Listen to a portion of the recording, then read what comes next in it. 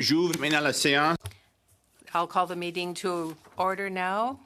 Welcome, everyone. Welcome to meeting number 115 of the Standing Committee on Public Accounts of the House. Although I believe everyone is in the room that we're expecting, although that could change. Pursuant to the standing orders, members could be attending in person or using the Zoom application.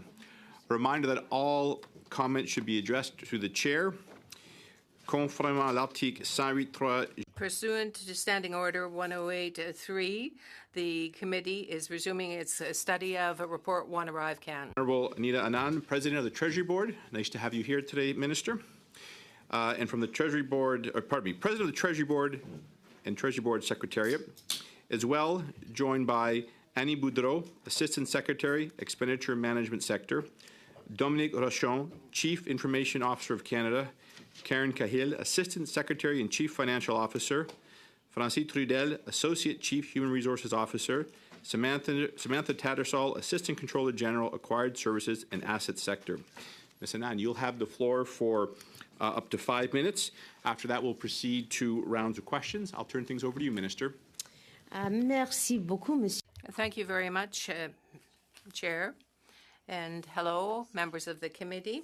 I would like to thank all the members of the committee for having invited me here today to speak to Report 1, Arrive Can, of the 2024 report of the Auditor General of Canada. Acknowledge that we are speaking here today and meeting here today on the traditional unceded territory of the Algonquin Anishinaabe people. I'm joined today by members of my department, Monsieur le Président, les Canadiens et Canadiennes. Chair, Canadians expect their government to put in place rules and necessary controls to manage properly the responsibility that they hold in managing taxpayers' money that is so hard won. From the beginning of my mandate, I worked with my colleagues in Cabinet to put in place an efficient and effective management process. Rules to ensure sound procurement and management practices across government are in place. Her audit revealed very concerning conclusions.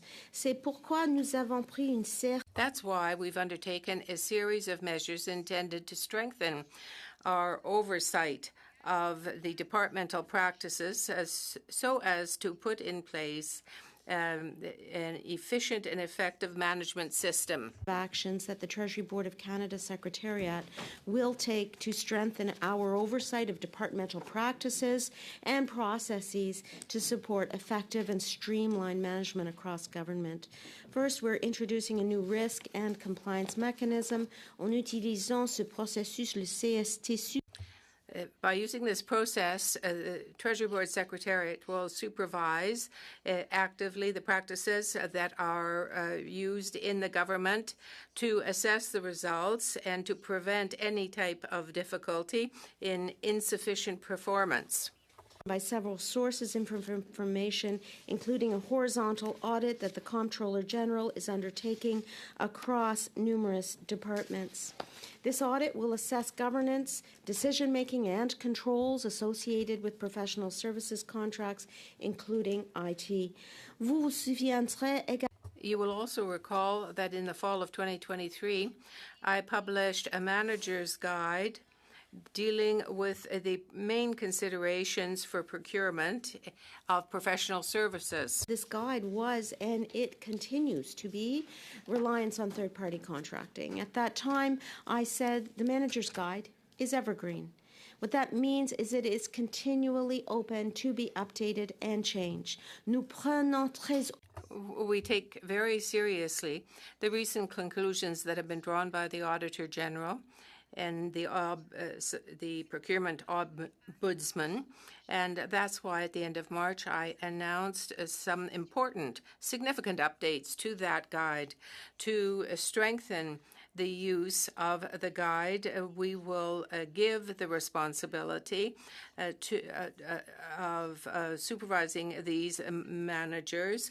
There will be to a service that will be integral and will be mandatory. Reviewing the directive on conflict of interest to ensure that the requirements are clear and effective, particularly as they relate to employees who engage in outside employment. We are also examining guidance on conflict of interest provided to deputy heads to support the effective exercise of their authorities and responsibilities under this directive. De même, Also, we will examine the education and training of employees and managers, and we will have additional oversight for departments if necessary. Site could be included in terms of strengthening the consequences of non-compliance with the directive. Finally, we are improving the Open Government Portal to ensure that the information about contracts is presented clearly, accurately, and in a more user-friendly way for people inside and outside government. Canadians deserve to know how their hard-earned tax dollars are being spent and that they're being spent wisely on priorities that matter to them. We will ensure that department heads of the public service manage effectively their conduct and preserve public confidence. Nous veillerons à ce que les dirigeants We will ensure that departmental heads will effectively manage their organizations to conserve public trust in the government. Thank you. I'm here to answer your questions. Thank you very much for being here this afternoon. You have the floor for 6 minutes, please. Thank you very much, Mr. Chair, and thank you very much, Minister, for being with us here today. Yesterday, we had a historic day in Canada where we had an incident that occurred, which has not occurred in over 100 years, whereby a private citizen was called to the bar of the House of Commons and was reprimanded for not responding to questions that were asked of him. Now, of course, I'm referring to Christian Firth, one member of the two-person company, GC Strategies, who were the main vendors in the ArriveCAN scandal. A $60 million app, a minimum of $60 million was spent on the ArriveCAN app. In fact, there are, of course, individuals who state they could have made this app for $80,000. But the person I'm referring here today, Christian Firth, he and GC Strategies made $19 million as far as it is known currently off of the ArriveCAN app. Now, my colleague in the first round of questioning to Mr. Firth asked Mr. Firth directly if the Government of Canada, at a time where there is a $52.9 billion deficit and Canadians are struggling, if the Government of Canada had asked Mr. Firth and GC Strategies to repay these funds to Canadian. And his response was no. So I'm asking you, please, Minister Anand, have you asked GC Strategies and Christian Firth for this money back for Canadians from the ArriveCAN app and from GC Strategies? Have you asked for this money back, Minister? The Government of Canada takes allegations of wrongdoing and fraudulent activity extremely seriously. Minister LeBlanc, the minister in charge of the CBSA, specifically mentioned in the House today that there's an ongoing RCMP investigation. Minister, have and you that we asked for the money intend to back? recoup all funds Have you of the asked for the money Canadian back, Minister, taxpayer please? Is that once a yes or no? that investigation is concluded. Are you going to ask for the money back, Minister, for Canadians? Again, I will say that departments are expected to record a receivable in their accounts and to pursue timely and cost-effective Minister, it's collection expected when we have a actions for $52.9 debts owed billion to the Crown, deficit, and that may include continuous overpayments. deficits for 9 years, that you will ask for this money back on behalf of Canadians. As I Canadians said, are the counting on you departments to are do this. recording receivables in their accounts, and that may include overpayments Minister, I'm going to and move on to the erroneous next payments. piece since it appears you're not willing willing to ask for this money back on behalf of Canadians. That's I not will true, move on. actually. I You're just not giving me a said- yes or no, Minister. I actually just said that they're recorded as monies owed. Okay, if then- wrongfully so collected. But have you contacted GC So Strategies, I Christian also Firth? specified that the RCMP investigation is ongoing and that they are recorded as amounts to be recovered. So you once are that pledging here today to investigation get that money back is for underway. Canadians? Yes, we will. Okay, I look forward to that report in the future. And should Mr. Firth ever come back to the House of Commons, I expect him to say that this We money will has always been asked from safeguard Canadians. taxpayer dollars. I look That's forward what to we that, do at Minister, Treasury as Board do and the Government Canadians. of Canada. Thank you. Now, as well, yesterday, Minister, we heard testimony from the same individual, Christian Firth, that he regularly met with Paul Gerard, the former CIO of the Treasury Board, outside of the office to discuss the health of his contracts. Are you concerned a top official in your department would regularly discuss contracts outside of your office? Outside of the office? So I can take this, Minister. As normal practice and part of responsibilities of contracting with Government of Canada, public servant may meet with vendors community to discuss ongoing contracts and other subject matter items related to those contracts. Mr. Girard left the Government of Canada in December 2022. I'm committed to do more research and get back to you in writing, get back to the committee members, Mr. Chair, in writing on what we find out about those meetings as stated by Mr. Firth. Given the outcomes, I definitely would show concern over these discussions outside of the office. Now, Minister, you were just indicating that you were taking steps to eliminate conflict of interest, yet I'm looking here at a report from last year, 2023-2024, whereby out of the 162 public servants that declared a conflict of interest, 38% of them were actually determined to be in a conflict of interest, which is an increase of 2% from the 36% before. So I'd like to ask you then, Minister, what is the value of the contracts of those 38% of public servants that were found to be in a conflict of interest?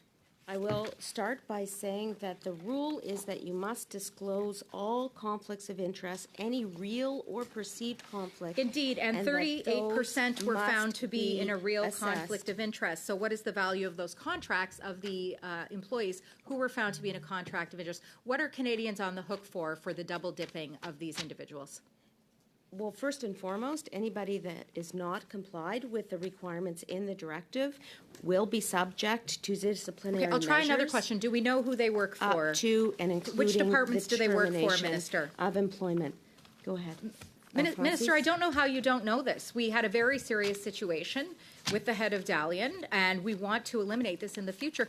This information should be at the top of your mind as to who is in a conflict of interest, the value of those contracts, and what departments they're working for. Well, Thank you so- very much, If so- I Mr. may President. remind the So- honourable member, Mr. Chair, may I have a moment to remind the honourable member? Let me just lay down some ground. Yes. So in this committee, I do allow witnesses to answer briefly. Ms. Cousier's time is up. I will hear from the minister, but it must be brief, and I'd like the answer to come from you, please.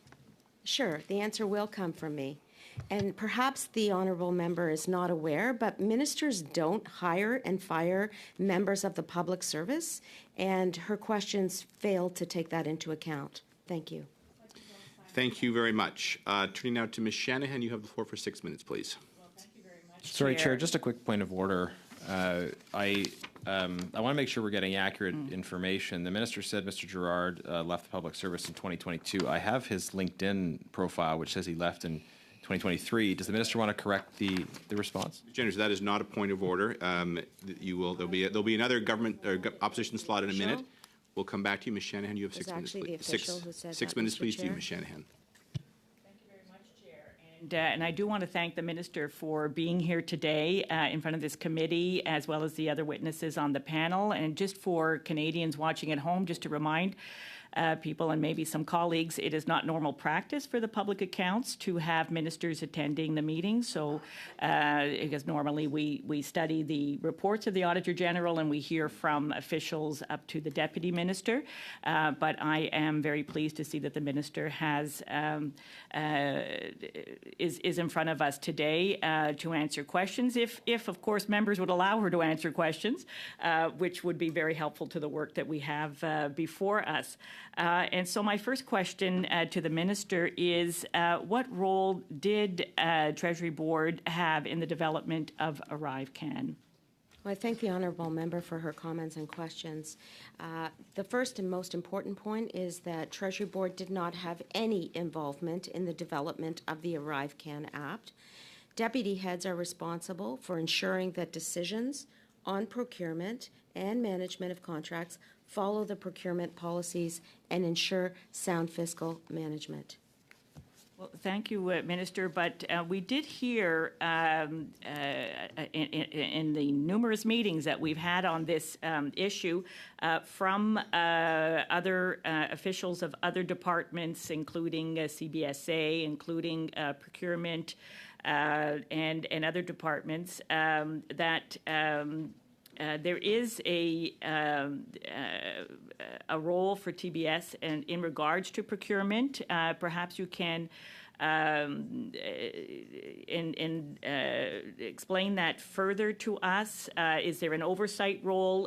What exactly would the TBS role be? Okay, well, thank you for the question. Again, Treasury Board actually sets the policies and defines the responsibilities for departments.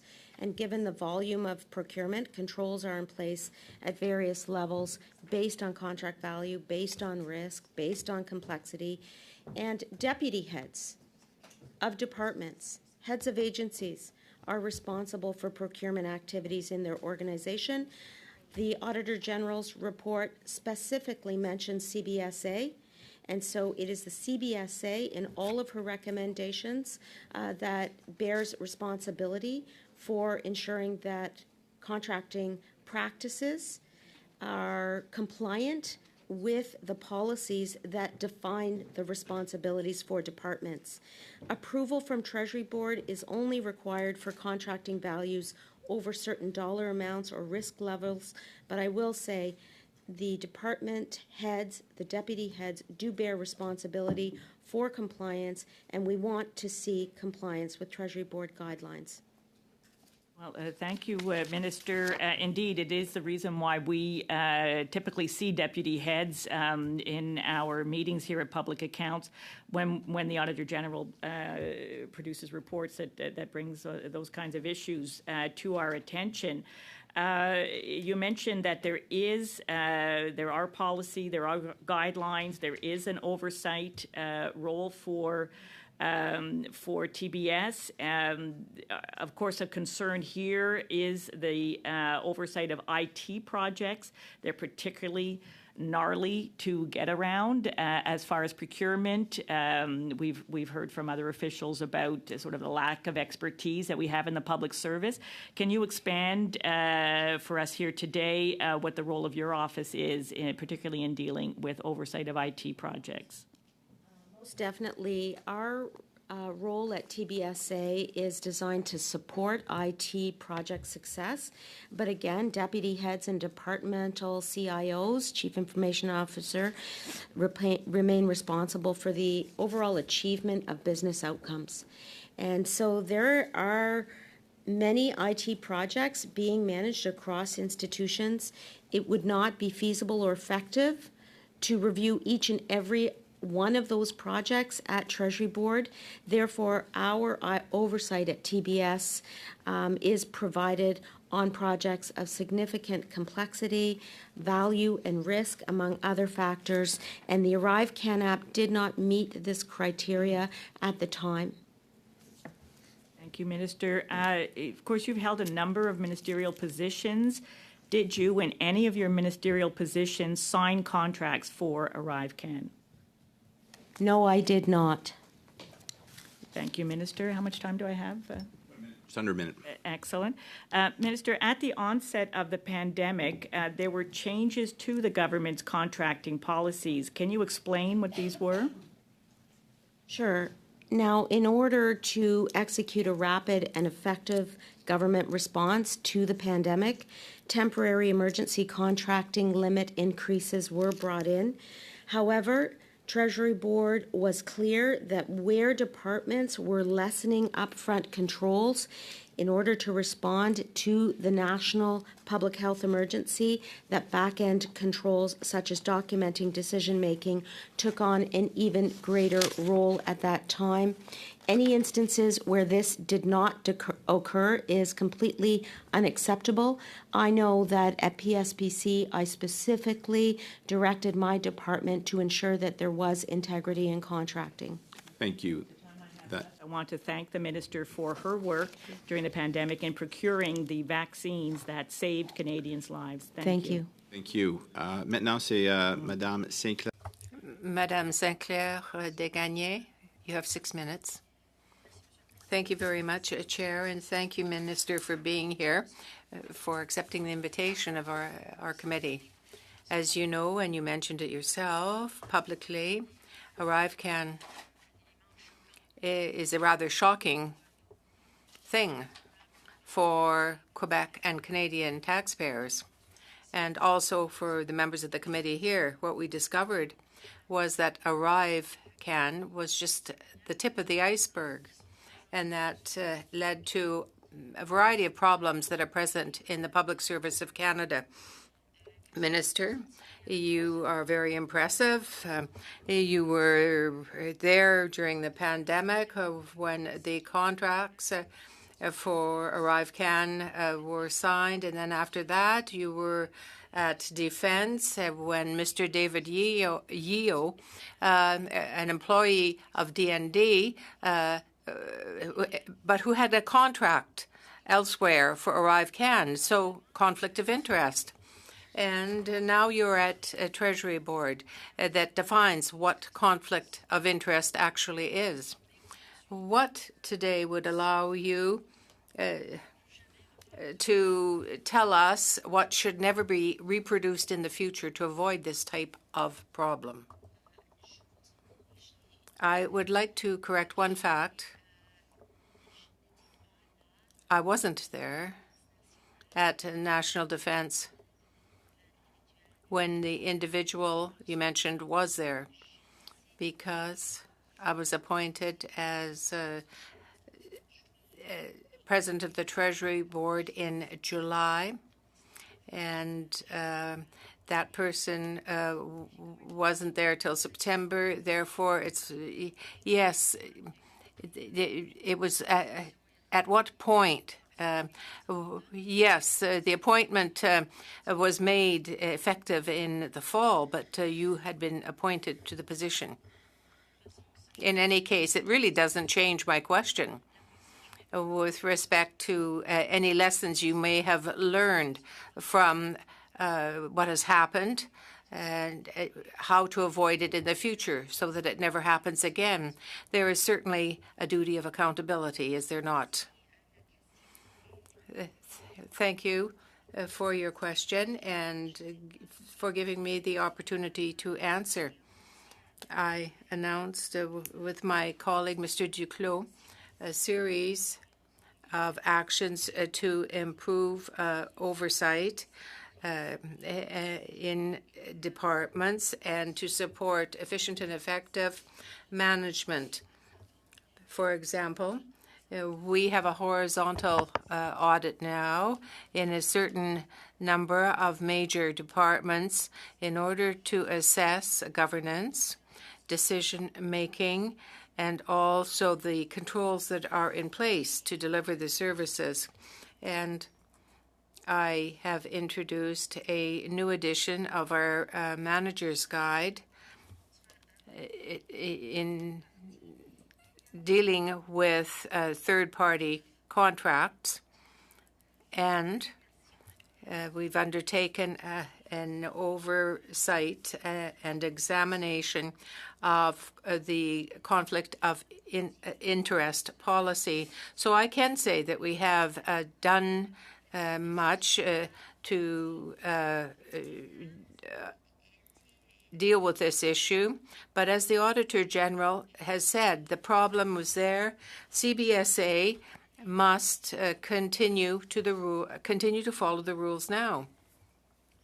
Do you believe that this housekeeping is complete for CBSA with respect to all these various elements? Will that suffice? Received the report from the Auditor General, mais nous attendons bien sûr le. But we do await the report that's underway from the RCMP, and we will follow the recommendations as necessary. We will follow the recommendations of the RCMP as well.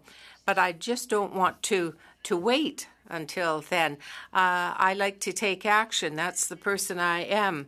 And that's why I announced these measures.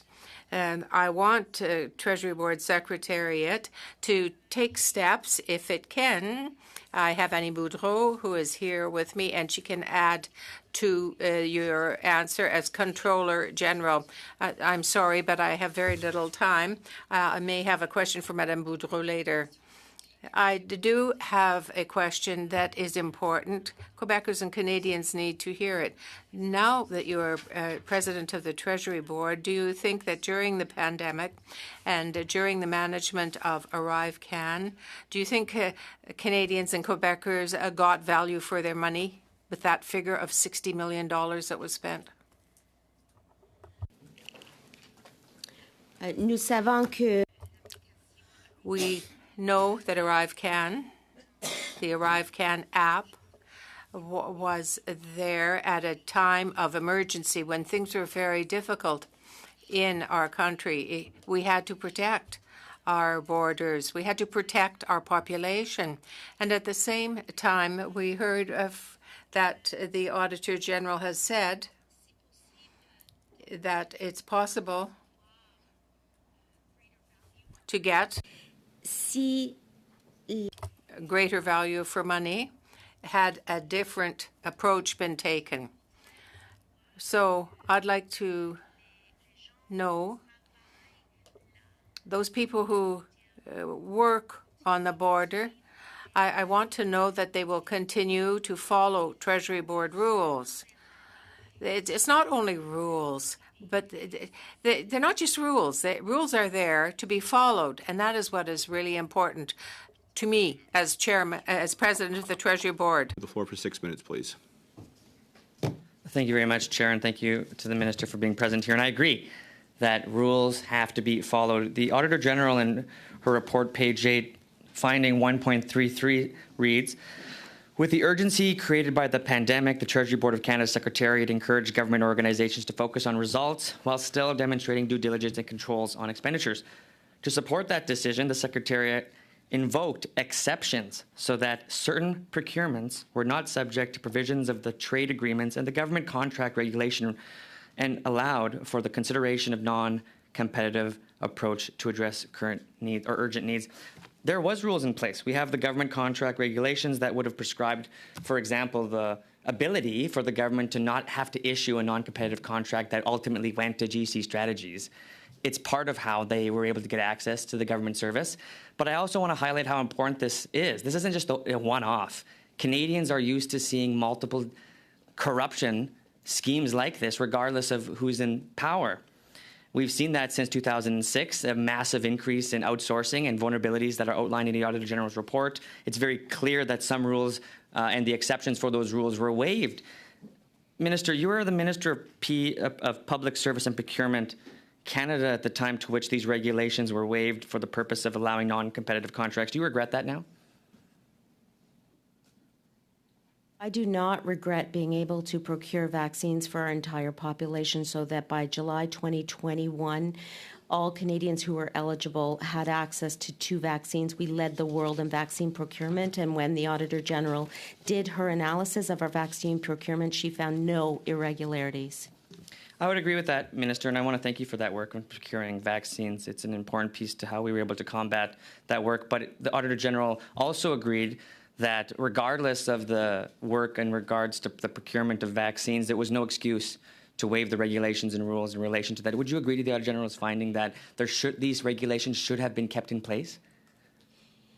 We were clear at the Treasury Board that where departments were lessening upfront controls in order to respond to the national public health emergency, back-end controls such as documenting decision-making took on even greater decision-making importance. And so we at Treasury Board communicated this direction in writing to deputy heads, and it is necessary for these flexibilities to be in place in order to do the procurements, but by the same token, the departments did have the obligation to ensure that they were writing and documenting the decisions that they were making.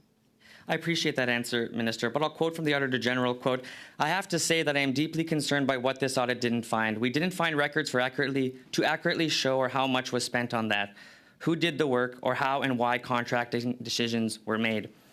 And that paper trail should have existed.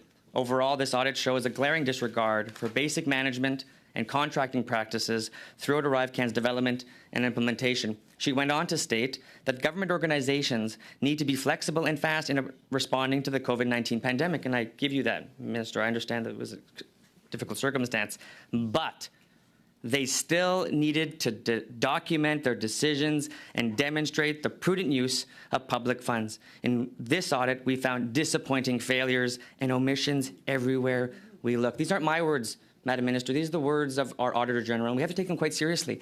I want to be able to do my best as a member of Public Accounts to give Canadians the best perspective I possibly can. I know this issue around ArriveCan has been deeply partisan, and it troubles many of us that it has become that way. But I want to find a way to give true accountability to this issue, which is why I submit that, of course, those regulations had to be more flexible. But I agree with the Auditor General still that it was inappropriate and that it should not have happened. Do you agree with the Auditor General's comments made on February 12th in relation to the fact that there still needed to be documentation decisions and to demonstrate the prudent use of public funds? Yes, I do. Of course I do. I've stated it many times, and I'll state it here again today. I've brought this report with me as well. I have read it numerous times. I agree with the Auditor General. I agree with her recommendations. I will note that her recommendations relate to the CBSA and to the Public Health Agency of Canada. And once again, I agree that we need to ensure documentation. We need to ensure compliance with government policy, and we need to ensure that whatever policies are in place are being respected by deputy heads and everyone who is working under their watch. No, I appreciate that. Now I want to move to a particular issue that was announced and just earlier this week in relation to the budget. We know that much of this work in procurement and what happened in ArriveCan is deeply because of the tradition of outsourcing work for wealthy contractors that have preferential access to the government, that are profiting like a systemic rot since that time. And it's a very difficult circumstance that Canadians find themselves in, particularly due to the reality of the affordability crisis. It's hard for Canadians to witness a government not be able to track or even know the amount of money the ArriveCan app is. And I hope you understand and can sympathize with Canadians who are struggling right now to pay the bills, to pay their rent, to pay for groceries, while seeing that the hard-earned dollars that they're paying taxes towards aren't being used properly. I have sympathy for that, and I hope that governments, since 2006, when this has been increasing, could heed that message. Why is it that now over 5,000 public service employees are being told on Tuesday that they may be out of a job, and the government's excuse is attrition? This will hurt the public service. Thank you, Mr. Desjardins. That is your time. I'm going to allow the minister to answer, but you got your point. Sure. Thank you, Chair. Actually, 5,000 is an estimation that is contained in Budget 2024. We expect that that is the number that will result after natural attrition. However, there is a process that we will follow in the refocused spending initiative the phase 2 of that initiative, and that will involve consultation with all departments to identify where the needs are in those departments and where, through natural attrition, service delivery would not be interrupted. We do not expect, as the PBO officer indicated with regards to our first phase of refocused government spending, we do not expect that service delivery will be negatively impacted. Thank and you. certainly this is going to be by attrition, so there won't be Thank you, Harper Minister. area type cuts. Thank you. Turning now to our second round, Mr. Barrett, you have the floor for 5 minutes, please.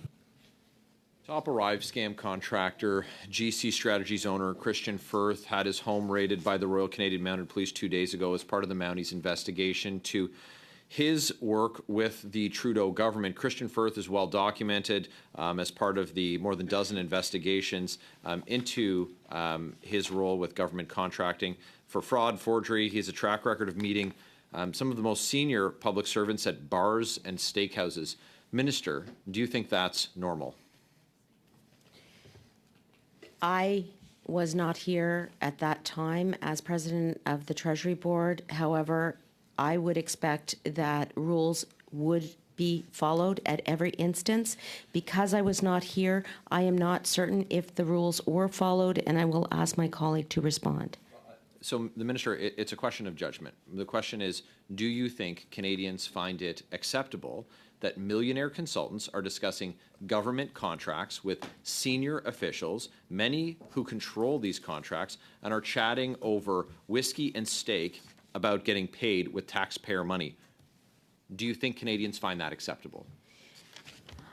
I do not know exactly what occurred, but I don't find it acceptable to violate any rule or principle. There is an importance of letting the RCMP do their work. I am not, as a Minister of the Crown, going to interfere in the investigation of an independent organization. And I think it is important that we let that investigation continue. And then, as the Minister of Public Safety has said, we look forward to following the recommendations of the RCMP. Thank you. Minister, do you know what the TBS employees discussed at these outings, at steakhouses and bars with the millionaire consultants?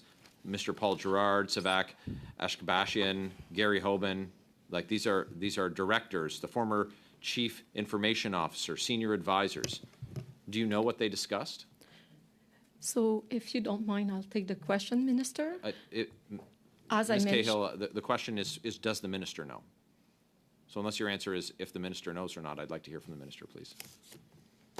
I do not know. I was not the president of the Treasury Board at the time. Oh, Minister, I'm glad that you find it funny, but this is a $60 million scandal. We have the RCMP kicking doors in because there is fraud and corruption and people who work in your department. And so just because they shuffle the deck chairs on the Titanic every couple of months, you're still responsible for the department. And so if your suggestion is that we need the former president of the Treasury Board to come and tell us what's going on in your department, then I'd appreciate that as a suggestion. But it is incumbent on you, when there's a matter of great public interest like this, to at least show an interest and concern for what's going on. My question to you, on what date was Min Doan hired as the Chief Information Officer? It is not my purview, Mr. Chair, in response to that allegation that I find this funny or that I in some way do not care about this issue. It is not my purview to oversee the day-to-day work of employees. No one's in charge, Minister, and over there. No one's in I, charge. as the president of the Treasury Board, will continue to ensure that we promulgate guidelines and policies for public servants to follow. It is the responsibility Do you of know when deputy Min Doan was heads, hired? including the deputy head of the CBSA, to ensure that rules are followed. In terms of the individual that the honourable colleague just mentioned, I will ask the CIO to respond. Just the date, please, sir. I believe it was May 2023. I can't give you the specific date, but I can get that to you in writing, no problem. Was it a competitive process? As far as I understand, he came over at level. So it wasn't a competitive process. Who was in charge of that decision, that hiring? It would have been my predecessor, Catherine Luello. Catherine Luello. And who was in the position before him? I don't know the answer to that question. Paul Girard? No, Mr. Girard, if I may, Mr. Chair, was reporting directly to me, and Mr. Girard was the CIO for the Treasury Board Secretariat as a department. So who was in the role before Mindone was hired, is the question. Sam, do you know? It was Mark Brouillard. Mark Brouillard. Mark Brouillard. It's interesting that we have successive chief information officers who favor GC strategies, one who provides testimonials for the website, and one who is willing to lie before committee to hide his favoritism for GC strategies. The question is, who else at the Treasury Board Secretariat are GC strategies fanboys? Thank you, Mr. Barrett. Turning now to Mr. Chen. You have the floor for 5 minutes, please. Thank you, Mr. Chair, and thank you, Minister, for appearing here, as well as to the panel of witnesses. ArriveCAN has been a focus of this committee and many investigations. We've heard reference to an RCMP investigation. Departments are investigating the ethics and conduct of its employees. And I recall sitting here and hearing from the Auditor General and feeling shock and disbelief in the findings of her report. What has your reaction been, Minister, to the Auditor General's report and the many reports and inquiries that have come out of this matter? So the details that have come to light in recent months, including the details in numerous reports, as well as the one that I am holding here from the Auditor General, are extremely concerning. They include evidence of a high markup of fees, contracting irregularities, and the lack of adherence to procurement rules. And I find it extremely disconcerting that there are public servants who are not following the rules that are established by Treasury Board. Federal organizations have to have controls in place for procurement management, and the Treasury Board Secretariat has recently taken additional steps to provide departments and agencies with guidance to adopt practices consistent with our policies. But there is work to do, and I encourage all deputy heads of agencies and departments to follow the rules of this government to ensure that their employees are complying with the rules. That is the way that we can protect integrity in contracting. Thank you. Thank you, Minister. There have been many accusations around the conflict of interest arising from public servants having jobs outside of government. We've heard at this committee one witness testify that this is commonplace. It occurs quite regularly. Again, another shocking revelation as I sat here and listened to that witness. Could you please let this committee know, is this practice allowed? And if it is, what constraints are there around this? So let me specify that the directive on conflict of interest states that public service employees should refrain from having private interests and engaging in outside employment that may impair their ability to be objective and to be impartial. And employees are under an explicit obligation to advise their deputy head of outside employment and activities that could result in a real, apparent, or potential conflict of interest. Anyone in the public service who is not compliant with the requirements in the directive may be subject to disciplinary measures up to and including termination of employment. Thank you. Earlier, you talked about in your opening statement the additional oversight that is being put into place. You mentioned revisiting the government portal to make it more clear, accurate, and user-friendly. How do you hope this will make a positive difference in terms of enabling more broadly the many different businesses across the country to engage and work with the government so that there are less instances of potential conflict when it comes to government employees securing government contracts. As a minister, I wanted to make sure that we provide more transparency and more clarity for individuals inside and outside government relating to government contracts. And so that is why I sought to ensure that we have this portal revised so that there is greater information. Some of the improvements that have been made are entries that now show a contract and its amendments as a single total value where data permits. This clarified instances where published information created confusion on the number of contracts and the total contract value. And we will be making continued improvements to the portal, including new dashboards, and we will provide visuals to simplify key data points. The Comptroller General, who is sitting here beside me, is also undertaking a horizontal audit and is undertaking a review of proactive publication of contract data for the completeness and accuracy, which will be done by June 7th of this year. Thank you very much. Suivant, c'est Madame Sinclair Desgagnés. Ms.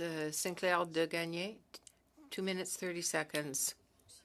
At a time when we realize that audits are very important to guarantee proper management of taxpayers' money, the Auditor General has seen a reduction in funding. December 14th, 2023, there was a motion to support funding, but according to the latest news, that foundation has been cut. Their funding since April has been reduced. How can it be that for such a crucial institution, that for a foundation there isn't enough money, whereas money has been spent on other instances? Thank you. I want, first of all, to thank this group for the education that they provide. It's very important. And I know that my team has met with that stakeholder already. I would turn towards Madame Boudreau for her explanation. Yes, thank you very much. Yes. That organization you mentioned has had discussions with the. I arrived in my position this Monday, but they had discussions with my predecessor. I will tell you that I will look into that, and I will come back to the committee with an answer to your question. Yes, because that funding is very important, and they have been waiting for an answer for some time. The motion was unanimously passed by our committee 4 months ago, and Ms. Sheila Fraser, a former auditor, said to the Hill Times that this is a very important entity. And so I think what we have to do is move forward and fund this very important foundation. Encore une fois, merci pour. Once again, thank you for your question. And I would like to say that my team has already met the representatives of those stakeholders. It's a very important question. And as my colleague has said, she will come back to the committee with information for you and with the answer to your question. Thank you so much. We wait for your answer. Mr. Desjardins. Please. Thank you very much, Chair. I just want to echo my support for my Bloc colleagues' request in regards to institutions that would support this work because it's critical. It's been decades, 2006, we've had procurement issues, and so it's particularly important. I don't want to waste all my time on that. However, I want to turn our attention to page 13 of the report. Finding 1.51, we found that Public Service and Procurement Canada, as the government's central purchasing and contracting authority, challenged the Canada Border Service Agency for proposing and using non-competitive processes for ArriveCan and recommended various alternatives. My goodness, what a great thing to have been done. But the problem is the checks and balances didn't work. Unfortunately, the Auditor General finds just the finding after that, despite alternative options proposed by Public Service and Procurement Canada, the statements from the Canada Border Service Agency officials that other vendors were capable of doing the work and the agency continued to use non-competitive approaches. It's disappointing. I don't even know what I can say, Minister, to try to highlight how disappointing it is to know that we had an opportunity. You were the minister. Your officials reached out, said, hey, red flag, this is a problem. You can't be using non-competitive approaches like this. Non-competitive contracts. Why are you giving your buddies access when you shouldn't be? However, the CBSA continued business as usual. What do you have to say to Canadians who have faith in Public Service and Procurement Canada, but have now lost that faith of their ability to keep contractors and proponents to contracts accountable when non-competitive approaches are used? Thank you for the question, and it is extremely important, as you suggested. CBSA has now a 10-point action plan that includes the creation of a new procurement. Sorry, Minister, just have a little bit of time. Maybe could you focus on not what they're doing now, but just what happened in this circumstance between finding in 1.51 and 1.52. What did your ministry do to respond to the fact that CBSA said no, thank you? As you're aware, this is not a contract that came to me as minister, but as I said, I directed my team at PSBC to make sure we had integrity in contracting. That's probably why they did what they did, to suggest alternatives but why did it to fail? CBSA. Because CBSA did not follow the rules, and they have now a process in place for the rules to be followed. But shouldn't you have been able to do more in that case? As I said, it is within the purview of department heads, so the head of CBSA at the time, to ensure that the rules were followed. That's the role of the heads of an agency. Don't you think that's a vulnerability? The new measures that we have to strengthen procurement will hopefully address some of the issues that you're raising. So that's an omission that it was a vulnerability. I am trying to strengthen the set of rules that we have. So it didn't work before. Can I just mention, Mr. Chair, But that now it's working. Tell you what, Mr. Desjardins, we'll hear from the briefly. Please, no, but Minister. yes, I will give you the last word, but if you can make it brief, please. I Thank will. you. The Auditor General did say that the rules that were in place were sufficient. That was her finding. She said they simply were not followed. Thank you. That is very true. Thank you very much. Turning now to Mr. Genuis. And Mr. Desjardins, I gave you a few extra seconds because Madame Sinclair left a few on her clock, so you had a few extra seconds there, just for the scorekeepers around the room.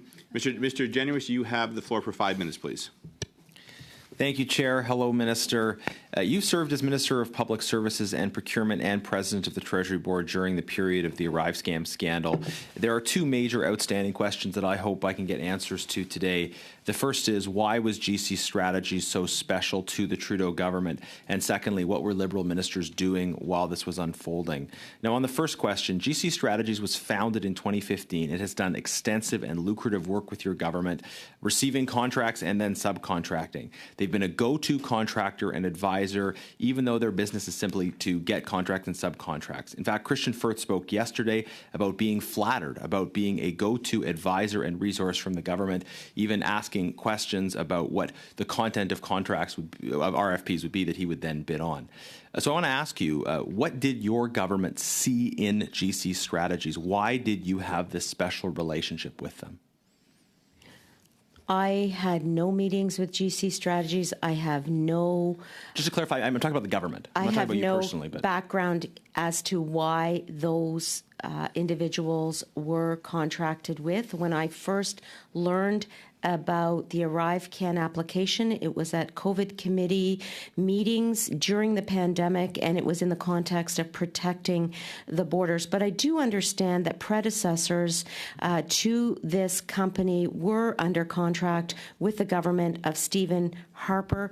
That is the company called Cordell, I believe. And so the question can be asked of the Harper government as well. Minister, the company was founded in 2015, and even any other such companies had much lower magnitudes. I want to drill down on this question. You've hopefully at least asked some questions about it, even if you didn't know about it until recently. Your own department did about $10 million in contracts with GC Strategies. Christian Firth testified that that he was gone to multiple times for advice on RFPs. So I do want to ask the minister again, because the minister is responsible for the department. Have you sought information about the close relationship between the government and GC Strategies? I'm just trying to understand why GC Strategies was this go-to for the government for so long. Actually, at such thank magnitude. you for the question. I thank my honourable colleague for the question. Of course, I've sought information. I'm an extremely thorough and systematic minister. Great. I have Let's hear found it. that it is 10 contracts. None are active at the current time, and the amount is $9.97 million. I have been briefed repeatedly by my team. I have sought information from the department. But I'm asking the why question. Let me jump in because you're giving me numbers that I already have. But I'm asking the why question. Why was GC Strategies a constant go-to? Well, you didn't just give them contracts. You asked them for advice about what should go into RFPs. All of us have found represented this company to be completely uncredible and dishonest. What did your government see in this company that you just kept coming back to them for deals? This is a piece of information that can be answered only by CBSA, not by me as president of the Treasury Board. They are the ones who approved this contract. They are the ones who were engaged with these suppliers. I do have to move on. It's difficult for me to aside from ArriveCan, your department did 10. response. As you said, your department did $10 million of contracts with them. So GC Strategies had a special relationship, not just with CBSA, but with your department as well. In the time I have left, I want to ask you about ministerial responsibility in our system of government. Ministers don't do everything themselves, but they are supposed to take responsibility for their departments because they establish the policies and the culture that guide them. Do you believe in the principle of ministerial responsibility as it relates to ArriveCan? I believe that we need to ensure that we have the rules in place to ensure integrity. You're avoiding the question. in I think it's fairly contracting. obvious. It's a yes or no question. Do you believe in the principle of ministerial responsibility as it relates to ArriveCan? I believe in the principle of ministerial accountability as a general matter. And in this case? I will say that I believe in the Westminster system of government as a whole, which is why I ran for public office. What does ministerial responsibility mean to you in this context? Ministerial responsibility in this context means coming to committee, answering the questions that members of the opposition By saying you don't parties know? in the House have, and I am answering questions as I expect all of my colleagues to do. What does it mean to you that your government is and- responsible, that the ministers in your government are responsible? Thank you, Mr. Genuis. That's your last word. I will give the last word. If there's any from the minister, then I will turn. I'd love a response. Yeah. Mr. Chair, everyone in this room believes in the Westminster system of government. That is why we are contributing to our democracy, and I appreciate the questions that my colleagues have answered across the board. Thank you. Turn now to Ms. Khalid. You have the floor for 5 minutes, please. Thank you very much, Chair, and thank you, Minister, and to our officials for being here today. Just to carry on that point, Minister, I know that you have, over your past 8 years, been a huge advocate for ensuring that there is inclusivity in our procurement system, that there is transparency in our procurement system, and we've had a number of conversations on this as well. But I do want to highlight that when we talk about the public service, the thousands and thousands of employees that do the hard work, that provide the service to Canadians, this ArriveCan app and all of these ensuing committee meetings and investigations is not a reflection of the public service. So, Minister, perhaps you can start by helping us to understand as you have been responsible with this portfolio, what steps have you taken to rectify this? How have we, as a public service, tried to make sure that these kind of instances by a small number of people do not disrupt the trust of our public institutions and the work that we do collectively as a government and provide those services to Canadians? Thank you for the question, Mr. Chair. I want to review the measures that I announced on March 20th to further improve the policies that we have in place at Treasury Board relating to contracting. First and foremost, I released an updated guide of the issues relating to third-party contracting to ensure that there is greater oversight of contracting with external consultants. That is the second edition of the guide that I have announced and provided since I was appointed, which is less than a year ago. So you can see how seriously I take that issue. The second announcement that I made was relating to a horizontal audit that we are taking across government, especially with large departments, relating to governance, relating to decision-making. And we plan to find out exactly what is happening in those departments, especially in the area of contracting with third parties. And then thirdly, I also announced that we are updating our directive on conflicts of interest because we need to make sure that in this economy, the conflict of interest directive is applicable, it's pertinent, it responds to the realities of the work environment that we currently have. And so you will see me publish a revised version of the conflict of interest directive this year. Thank you. Thanks very much for that, Minister. And you've said many times that you're not that you have not signed off on any of these contracts associated with the ArriveCan app, that there are investigations that are ongoing. But I'm sure you must have received some briefings around what has happened with GC Strategy. So perhaps you can share with us what you have been briefed on and what are the steps being taken now. Thank you very much for the question. As I indicated, I am an extremely thorough person. And so as soon as I understood that there were contracting concerns at CBSA with regards to this application, I asked for more information from my department. I had a long conversation with my deputy minister at the time. I have asked my team at the ministry level to be in constant contact relating to information about all contracts with this supplier. I have concerns for sure, given the findings of the Auditor General herself, given the findings of the Ombudsman for Procurement, and given the upcoming report of the RCMP on this matter. Yes, I am concerned. Yes, we need to address the issue, and that is exactly why I made my announcement on March 20th, and I continue to follow this matter closely. Thank you very much for clarifying that, Minister. Now, what, if you can perhaps help us clarify a little bit more, what are the consequences of non-compliance with contracting rules, and where do you think we should be moving forward with that? First and foremost, what I want to say is that the deputy heads of departments and agencies have the responsibility to ensure that the rules are complied with, and that the Auditor General found that the adequate rules existed, but they were not complied with at the CBSA. And I believe there is one other recommendation relating to another government agency.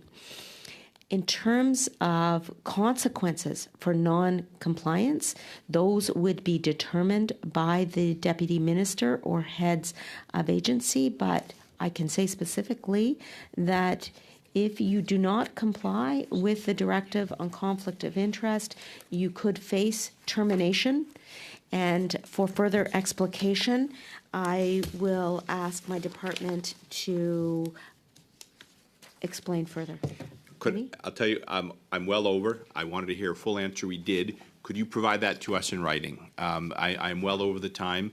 I also know, Minister, that you have another appointment. So I do want to thank Ms. Anad and officials of the Treasury Board, Secretariat, for appearing today and assisting us in our work in relation to the study of Report 1 ArriveCAN. If you could please send in any information. I know we had several items that were promised to us. We thank you for that. I will now suspend this meeting for just about 5 minutes so these witnesses can be excused and our next witnesses will come in. This meeting is suspended for 5 minutes.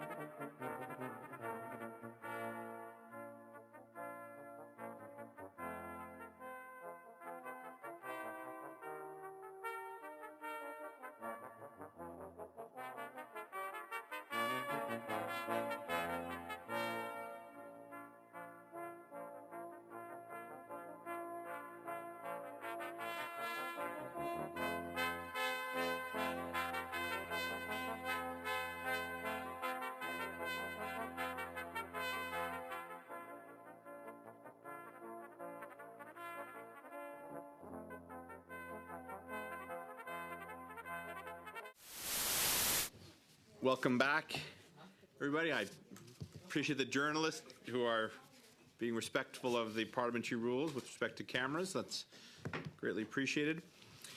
Conformément à l'article 108.3G du Pursuant to Standing Order 108.3G, the committee is undertaking its study of the main estimates 2024-25, Vote 1, under Office of the Auditor General. From the Office of the Auditor General, Karen Hogan, Auditor General of Canada, Andrew Hayes, Deputy Auditor General, Jean-René Drapeau, j'ai bien dit ça, oui, Assistant Auditor General, and Paul-Annie Pierre, Assistant Auditor General. Thank you for joining us here today, everyone. Appreciate seeing you all again. It's like you're becoming family. Ms. Hogan, you'll have the floor for 5 minutes. Over to you, then we'll go to questions from the members. Thank you. Excellent. Merci, Monsieur le Président. Thank you very much, Mr. Chair. We're very pleased to have this opportunity to discuss the work of our office, including the most recent departmental reports. I would like to acknowledge that this hearing is taking place on the traditional unceded territory of the Algonquin and Anishinaabe people. The Office of the Auditor General of Canada serves Canada primarily through auditing and other work that assists Parliament in its authorization and oversight of government spending and operations. We provide Parliament and the territorial legislatures with information, objective information, advice, and assurance about government financial statements and the management of government programs. We also assist boards of Crown corporations and audit committees in overseeing the management of government activities. The Commissioner of the Environment and Sustainable Development assists me by focusing on the environment and sustainable development. We also support the development of legislative auditing and accounting standards and contribute to improve the public sector auditing in Canada and internationally. Let me now turn first to our 2022-23 Departmental Results Report. We provided this report to Parliament in November 2023. As shown in our financial statements, our net operating cost was approximately $144 million, and we employed the equivalent of 732 full-time employees. With these resources, we completed financial audits, performance audits, special examinations of Crown corporations, and other reports.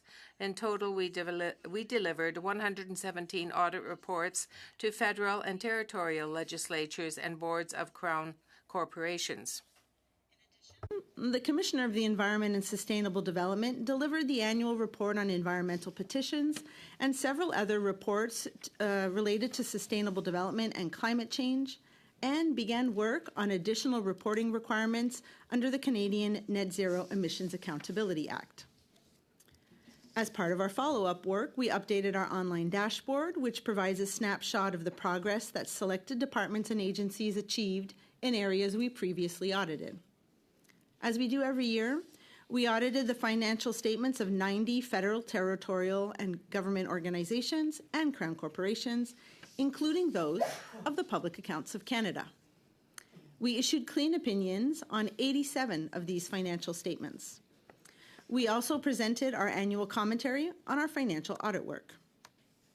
Our departmental results report presents indicators that measure our performance and the impact of our audit work. One of the ways that we have historically assessed our impact of our performance audit work is through the level of parliamentary engagement with our reports. In the 2022-23 fiscal year, parliamentary committees reviewed 88% of our federal and territorial performance audit reports, up from 80% in the prior year. I want to thank the Standing Committee on Public Accounts for reviewing all of the performance audit reports referred to it during this period, and for reviewing 2 reports of the Commissioner of the Environment and Sustainable Development.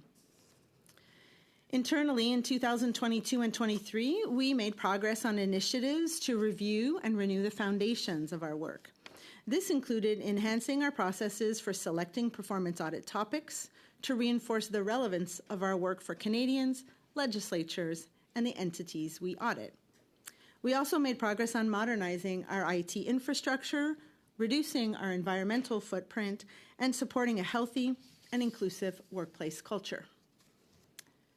I would like to move now to our main estimates and our departmental plan for the next fiscal year. In the previous departmental plan, we introduced our updated departmental results framework. This framework articulates revised results and the indicators we will use to measure our progress. In this departmental plan, we added targets to our indicators, and we will be reporting on the results of these indicators for the first time in the next departmental results report. For the 2024-25 fiscal year, our total budget is approximately $128 million. With these resources, we plan to employ the equivalent of 770 full-time employees. During this period, we plan to issue 90 financial audits, 25 performance audits, and 3 special examinations. These reports are planned on a wide breadth of topics, such as cybersecurity of government networks and systems, the Canada Emergency Business Account, and critical minerals and batteries. During the 2024-25 fiscal year, we will continue to work on several ongoing internal initiatives, such as our engagement with interested parties, our transformation journey, and initiatives to sustain and further develop a skilled, diverse, and engaged workforce. All of these initiatives are fundamental to delivering value to those we audit and meeting the needs of legislatures and people living in Canada. Mr. Chair, I would like to acknowledge the committed, hardworking, and devoted team of professionals in my office. I am incredibly proud of the excellent work that we deliver every day. We thank the committee for its ongoing support and the use of our work, and we would be pleased to answer any questions committee members may have. Thank you very much, Auditor.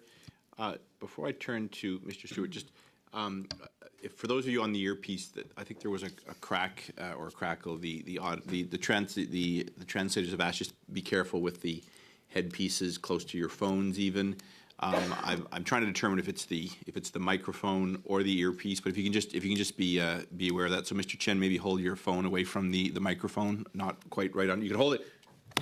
That's fine. But just watch out. There's an audio issue, and we do not want to harm our translators. Mr. Stewart, you have the floor for 6 minutes. Thank you, Mr. Chair. I'd like to welcome Auditor General Hogan and your team here today. We truly appreciate the great work that you do every day to assist this committee and Parliament in our oversight of government spending and operations. It's a challenging task you have with the Liberal government's $480 billion in program spending and running an annual $40 billion deficit. I believe the work you've done to uncover the historic levels of corruption and fraud associated with the ArriveCan scandal will have a lasting legacy. Your recent report reminds me of the work of Canada's first female Auditor General, Sheila Fraser, whose report on the sponsorship scandal rocked Canada's political scene during the last Liberal regime. Auditor General Fraser stated the troubling transfer of hundreds of millions of dollars in sponsorship funds used highly questionable methods. She also referred to the Liberal sponsorship scandal as a pivotal event with a lasting impact and broke just about every rule in the book. Her quotes sound very familiar to your comments to this committee about ArriveCan.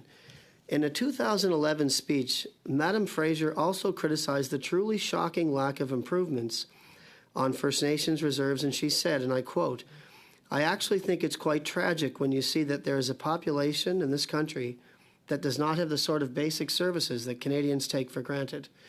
I've seen this up close as Minister of Aboriginal Affairs in my own home province of New Brunswick. Your recent reports on housing in First Nations communities and on policing show a lot of similarities to Auditor General Fraser's comments, which is very unfortunate to see a lack of progress over the past 9 years. The Office of the Auditor General has stated it is committed to improving socio-economic outcomes for Indigenous peoples by increasing opportunities for First Nations, Inuit, and Métis businesses in its procurement processes.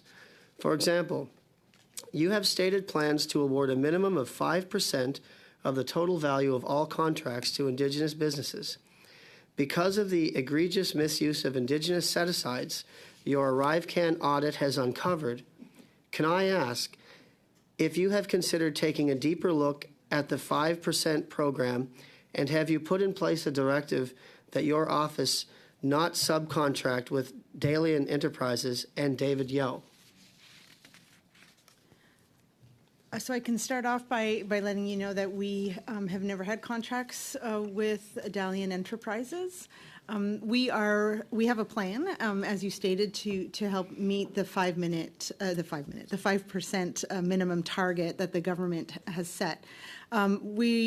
This past year, I would say, didn't achieve the levels we were hoping to achieve. And part of that was because, as a result of our audit work, we have introduced an extra layer of rigor, an extra layer of examination to ensure that the organizations that we contract with are truly Indigenous organizations. We don't want to just issue a contract to an organization that might be a joint venture and was awarded the contract just to meet a set-aside. We truly want to make sure that the work we're giving goes to Indigenous people. And so we're going to work hard at trying to meet our commitment, but it's more important for me to make sure that it's done in the right way. Based on what we found, we're also considering whether we want to audit this government-wide, and we haven't really landed on that yet. Okay, appreciate that answer. Also this week, the Treasury Board of Canada Secretariat provided this committee a report on federal government employees double dipping as contractors to the Liberal government. Another disturbing trend you uncovered in the ArriveCan audit.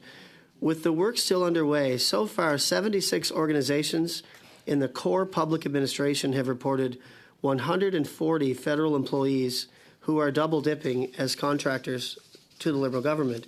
If I recall, you were quite upset to discover 2 or 3 Office of the Auditor General employees were double dipping as well.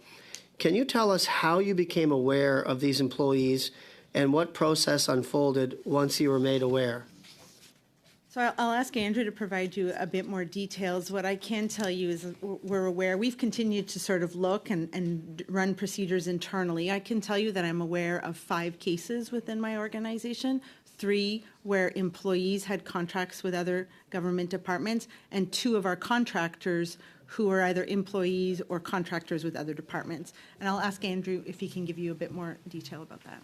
Yes, thank you. I would distinguish between employees who have come forward to disclose the fact that they may have external employment and that receive proper approval for that versus ones that don't. And the cases that the Auditor General was referring to were largely ones where people did not disclose that they had alternative employment.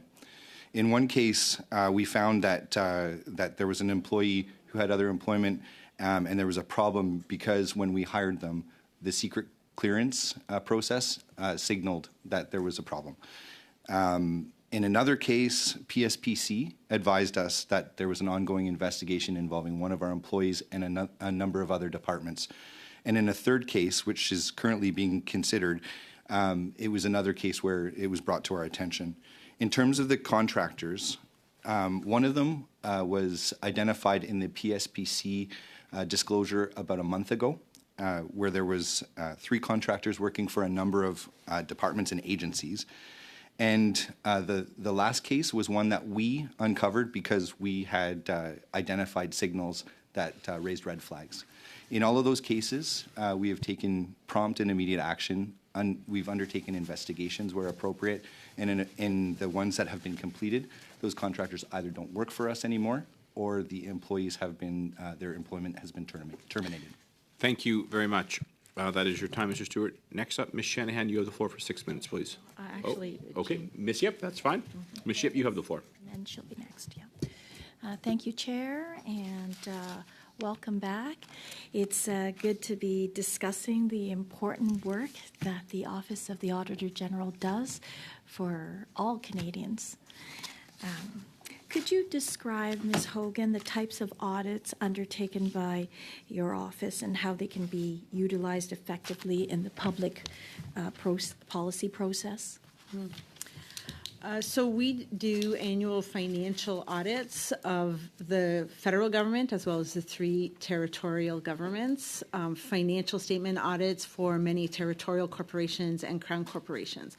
Those are audit opinions that are given to the boards of directors or to Parliament around whether or not the financial statements accurately present the results of the organization for the year. I would tell you when it comes to the Public Accounts of Canada, it's really that final accountability loop where you get to see what was committed in a budget and then what actually happened in the financial statements for the year. So those would be our financial audits. We do about 90 of those every single year. We also do performance audits. Performance audits are where we go into departments and agencies and at times include crown corporations depending on the program that we might be looking at to determine whether the programs have been managed with due regard to the economy, to efficiency, to the environment, and whether or not management has put in place ways to measure whether these programs have been effective and provided good value for money to Canadians. Very closely linked to a performance audit would be a special examination. It's about the equivalent of a performance audit, but in a crown corporation. The parameters of that, however, are really dictated by the Financial Administrations Act.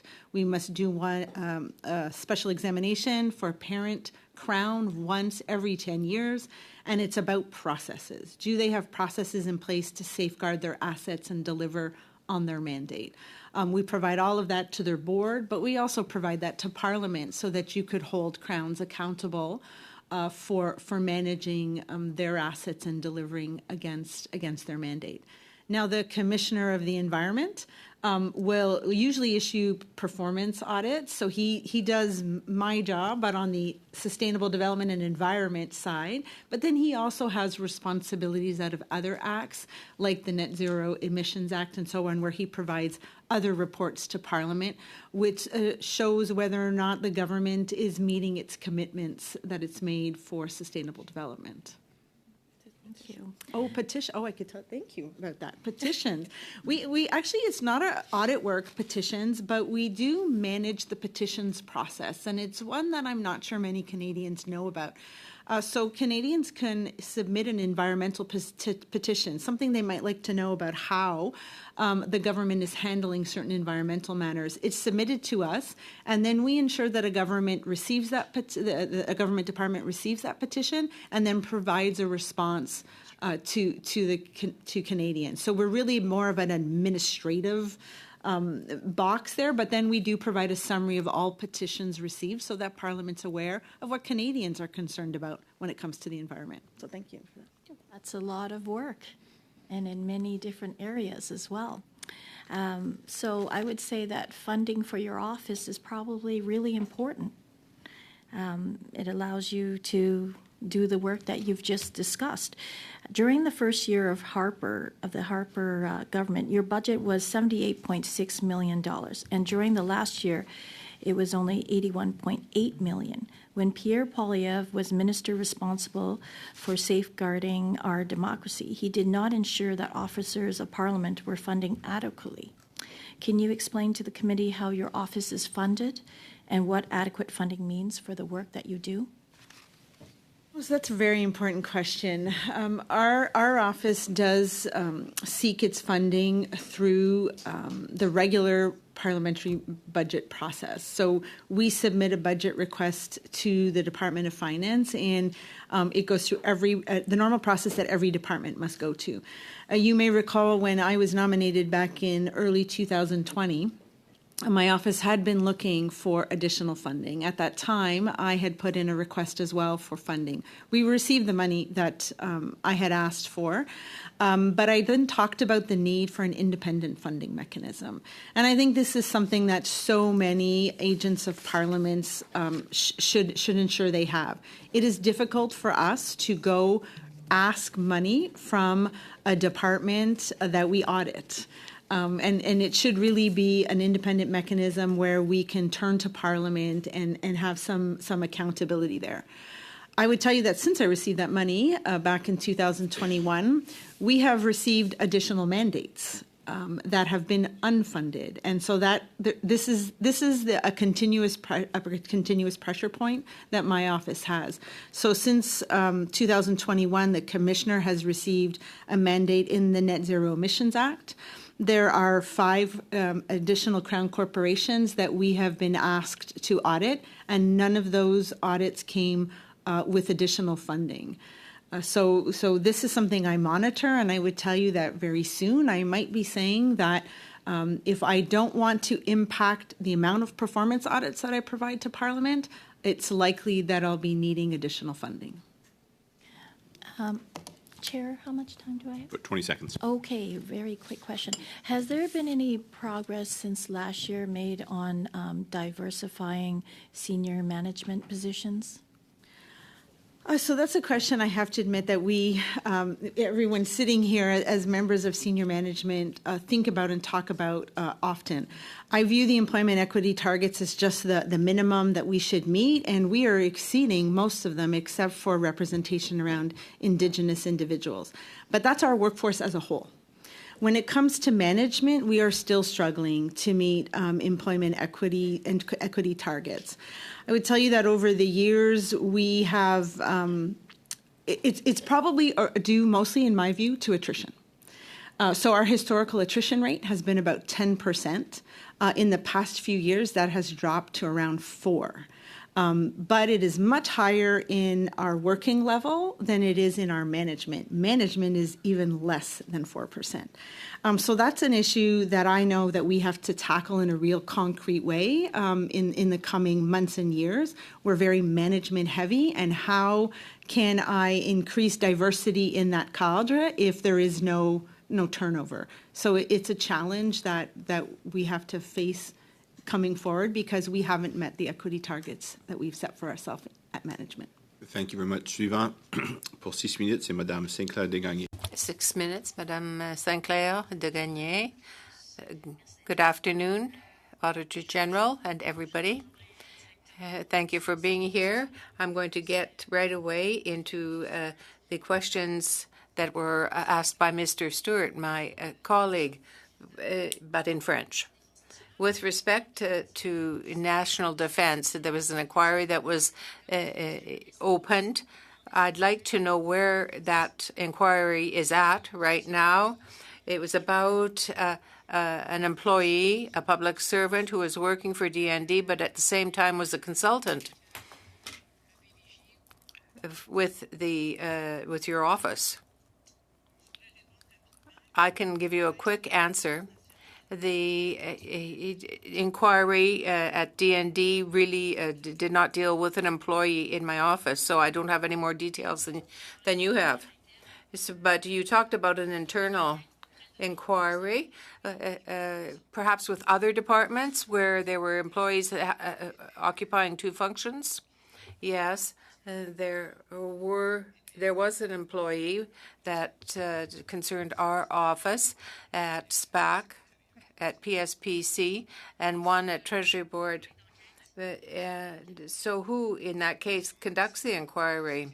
In these cases, it was conducted by PSPC, and in the other case of the supplier, it was we who carried it out. And how do you do that? Well, like any other inquiry, we begin with the allegations, and then basically we try to find out the facts, and then we work towards findings and conclusions, and then the actions that could be taken to settle the situation, to rectify it. So you're saying, like all other inquiries, I'm just trying to understand how it works internally, in-house. There's a team in our office, the HR team, in human resources, or perhaps even in the security section.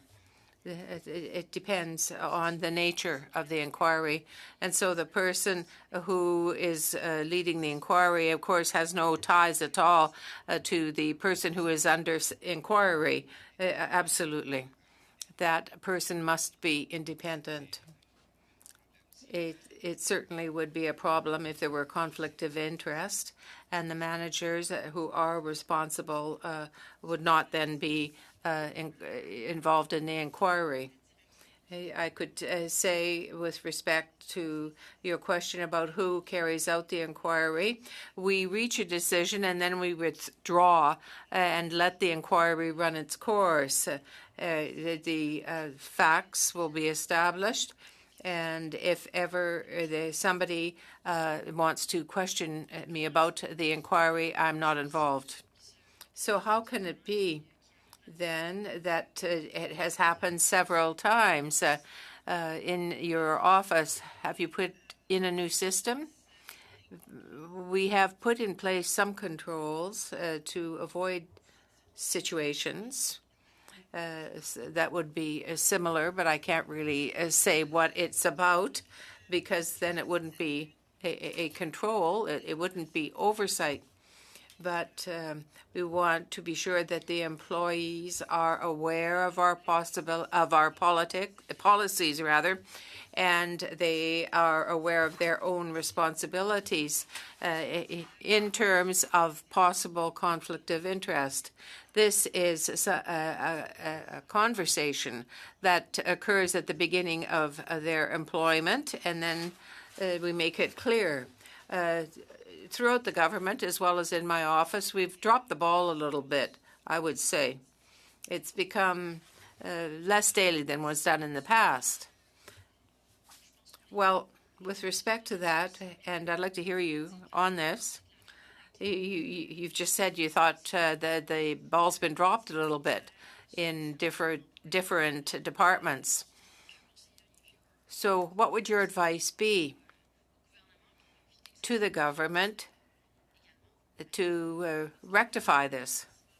Well, I think that the clerk has started a process that is very important and that will engage employees.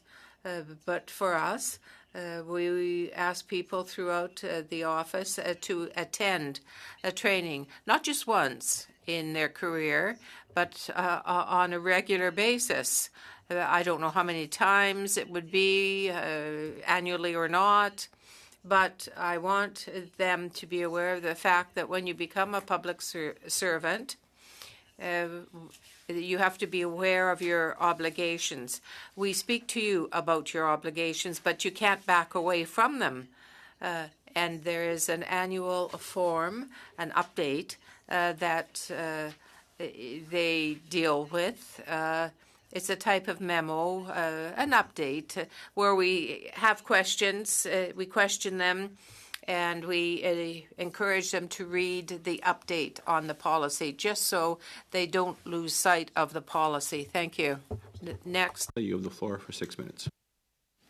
Thank you very much, Mr. Chair. I want to thank the Auditor General and their office for the departmental plan and for ensuring that the work of your office can continue. I do want to touch base on some of the items brought forward by some of my colleagues, but before I get into that, I'll ask questions on the relationship between, the incident that several members have already spoken to in regards to what was reported in the public about 2 employees. You spoke, Mr. Hayes also spoke about some of that important work. You also described the annual process that is required for employees.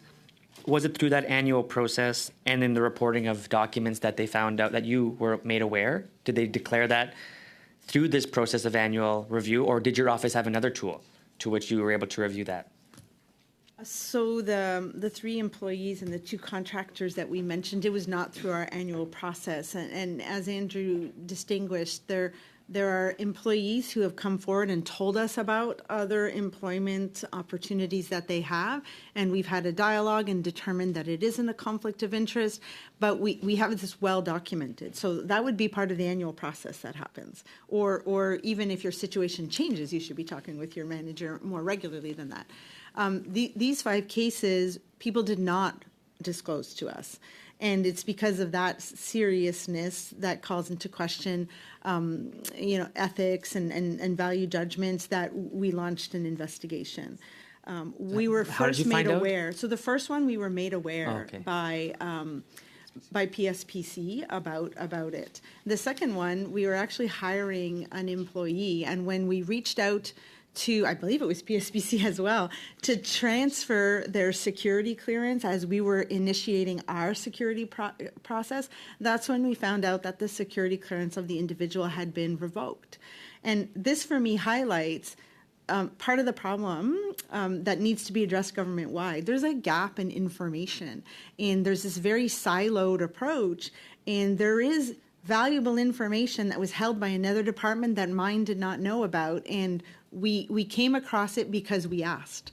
And somehow we have to fill that gap across the public service so that we not only rely on awareness and declaration by employees, but that we also have information that we use to vet and challenge what we're hearing or not hearing. Because it's what you're not hearing that you're more concerned about. No, exactly. And I think just previous to you coming in here, we had Minister of the Treasury Board here where she actually confirmed to us that there was an instance of this siloing, and that's the language I'm using in her defense, the siloing between the Public Service Procurement Canada and CBSA.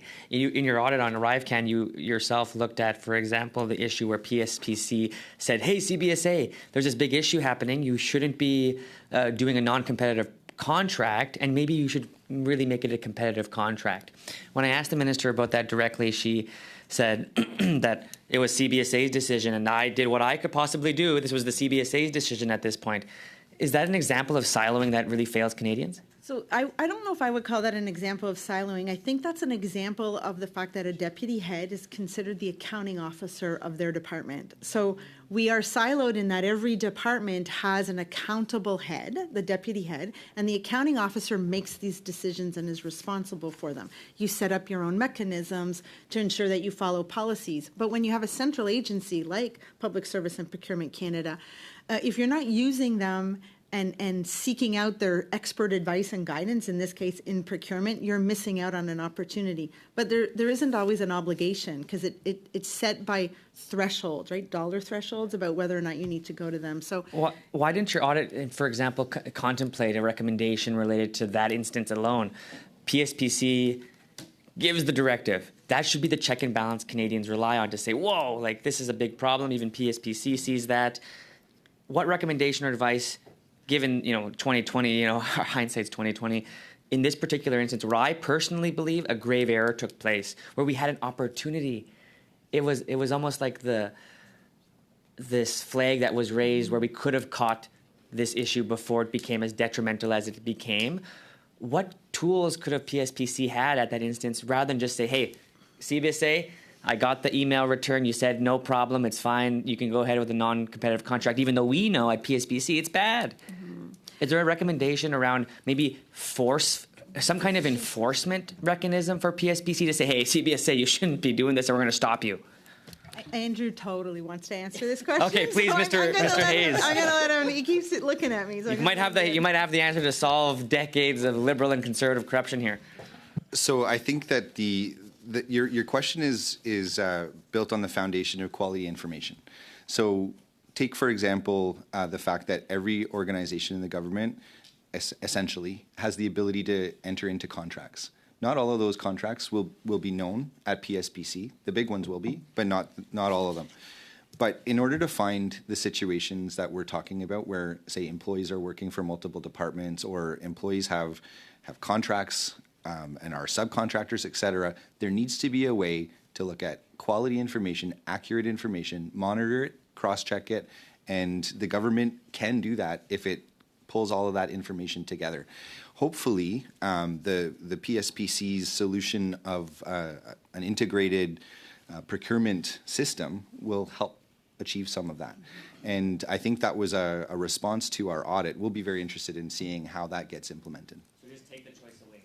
Like, take the choice away of CBSA to be able to be the stamp on it. Well, I'm not sure that removing delegation for contracting is the solution, because that will have the negative impact of gumming up all of the procurement business. There should be some ability for ministers and the departments to operate in their sphere. But what we do really need to have is a system that allows the government to know what's going on across the way. I would just signal that the siloed issue is not limited to administrative things. Quite frankly, when we talk about horizontal programs that are not run horizontally, where each department sticks in their lane and doesn't collaborate, climate change might be one of those, sustainable development might be one of those, but those sort of situations are all at the root because of the siloed approach of government. Thank you very much. That is your time. Mr. Viersen, I'm aware of the clock. I'm going to truncate the times a little bit. You have 4 minutes, please. Okay. Well, thank you, Mr. Chair, and I want to thank the Auditor General for being here again today. I note that for the 2024-25 budget, there's a planned spending of $127.5 million. That's a 5% decrease from the previous fiscal year. Could you explain why that would be? So I, as an accountant, even I find some of these things confusing, the way estimates work here and the budget. So I would tell you, on average, our office's budget is about $130 million. It ebbs and flows based on the timing of things, retroactive payments for employees. So it is still the same budget. Like, my budget doesn't change every year. It's just a matter of what year things might fall into. I don't know, Jean-René, if you wanted to add anything? Oh, it's mainly caused by adjustments throughout the year. In our case, I would say it's mostly salaries. Retro payment, for example, for that are dated like 2-3 years back that are now paid in a specific fiscal year. That's why you see those ups and valleys. I would anticipate with inflation, your demand for funds would go up. Would that be a fair assessment? So normally the way it works is that if economic increases are announced across our unrepresented employees, if we wait for the Treasury Board to give us the okay to match those, then Treasury Board funds it, and you'll see our main estimates increasing to deal with that. When it comes to our represented employees, Treasury Board will fund in accordance with their envelope the mandates that's negotiated. So in the end, I'm always waiting for Treasury Board to give me the additional funding to deal with economic increases that result as inflation. Inflationary increases on expenditures, I have to find on my own in my budget. As we get like technological advancements, I can imagine things in some instances getting harder to audit, but in other cases getting much easier to audit. Blockchain technology, smart contract technology, some AI just around pulling together patterns that we could see, that we can see now. But if we could have pulled those patterns together and would have been flagged for you along the way, or flagged for a minister. Do you see the government using any of that kind of technology, or have you ever recommended that kind of use of that kind of technology? So we definitely see that the government is trying to move into that sphere. Some are. I would tell you, Statistics Canada is doing a lot of great work when it comes to data analytics. A lot of the outdated systems that the government currently has are a bit of a detriment. And I know even in our organization over the years, when we had limited funding and had to try and meet the needs of Parliament, we stopped investing in our IT, which created a need back in 2017 for funding, which was part of the funding that I requested in 2021, was to help deal with our systems that had been neglected, for lack of a better word, for many years. And you're right, as you move through this, the cost of all this becomes exponentially higher. Technology is more expensive and it continues to change. And I think that's why if you look at some of our audits around IT, the need for more nimbleness in funding IT projects, even if it applies to my organization or the government in general, is one that I think is inhibiting the government moving forward and trying and doing more in this sphere, because it's hard to access funding for this. I would just push back on, I think sometimes the technology can actually make it cheaper to access some of these things. So thanks. Can, except you have to transition to it, you have to train people, you have to maintain it, and depending on where you put that technology, if it's in the cloud, there's an ongoing cost other than just that initial investment. So it's thinking about the life cycle costing that I don't think's always thought through well when it comes to funding. Thank you. That's your time. Mr. Chen, you're up next for 4 minutes, please. Very much, and thank you to the Auditor General and the witnesses for being here today. Your departmental plan outlines 5 core values that drive how you and your team conduct themselves in their work: democracy and independence, respect for people, integrity and professionalism, stewardship and serving the public interest, and commitment to excellence. How do these core values continue to drive the work that you do and allow you to be a proactive, objective organization in support of Canadians? So I would highlight that those values, as much as I'd like to say we thought about them, those are the public service values. They are the core values of the public service that every single employee should think about as they go through their day-to-day. We try very much to keep it alive in our organization. And in fact, we just had a little campaign across our organization. We call it our culture compass. So it's the values you need to think about to drive our culture and to drive our work. And we issued little videos for all of our staff to think about what it means to them on a day-to-day basis. We talk about our values a lot, about the behaviors we expect from our employees. It's part of the competency model that we hold our employees to and we evaluate them against on an annual basis. But commitment to excellence is something that we take seriously, and that's why we have rigorous processes to select our audits, to deliver on our audits, and we respect Canadian auditing standards in everything that we do so that Parliament and Canadians can rely on our work because we're committed to it being excellent. Thank you, Auditor General. You certainly have tremendous experience in this area. You have nearly 20 years of experience with the Office of the Auditor General of Canada, culminating in your current appointment as the AG. How have there been changes in priorities and continuous improvement in the way that the Office of the Auditor General conducts its work? More specifically, how have you worked to enhance service delivery within your office in your current capacity as AG? So I've really built on some of the priorities of my predecessors, but we have a real big push since I became Auditor General on ensuring that sustainable development goals are considered in everything that we do. We even try to hold crowns and remind the territorial legislatures, even though they haven't signed on to the sustainable development goals in a formal way. We also have committed to using an EDI lens, an equity, diversity, and inclusion lens in all of our work. So we try to think about regional distribution, employment equity, and you'll see a lot of our audits are chosen that way as well. Our racialized employees, many of our Indigenous work. So we try really hard to keep that lens so that we can make sure that we think about all Canadians when we carry out our work. So those would be two big mainstreams that I have definitely tried to push and keep alive. I also hold the view that when we audit a department or an entity, we should then look at what we are doing.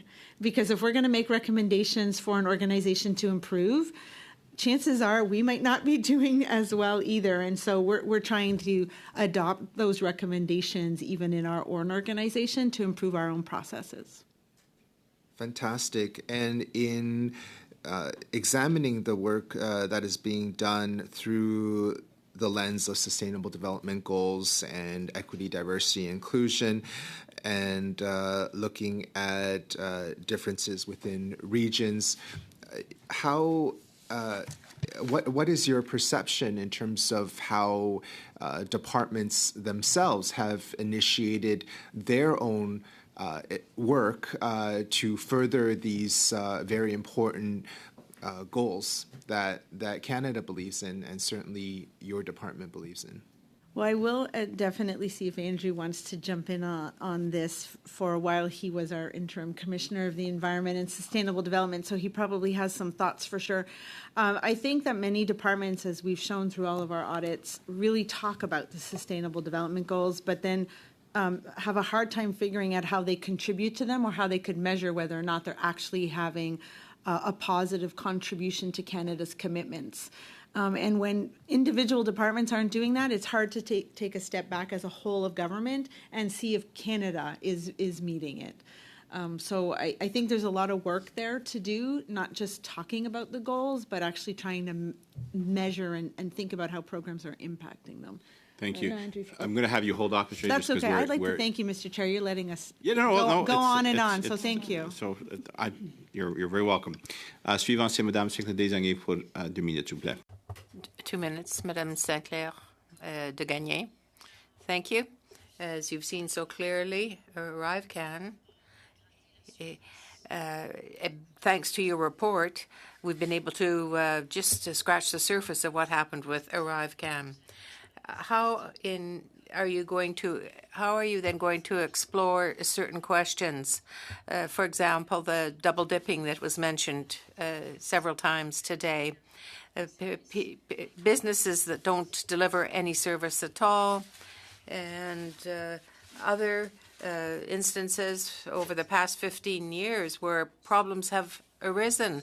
How are you going to look at that and make solid recommendations? You started by asking how might we change our report, I think, and in the context of what happened with ArriveCan. Well, we begin and we finish an inquiry. I can say that when you look at reports today, you ask yourself, is there something that we should be looking at through the lens of what happened with ArriveCan? This is something different, the market approach, conflict of interest. And we've changed our programs a little bit to see if we can scratch away at the surface to see if there is something else there. That's affected our approach. Yes, but I'm thinking to the future, larger studies, future studies that you might be able to undertake thanks to ArriveCan.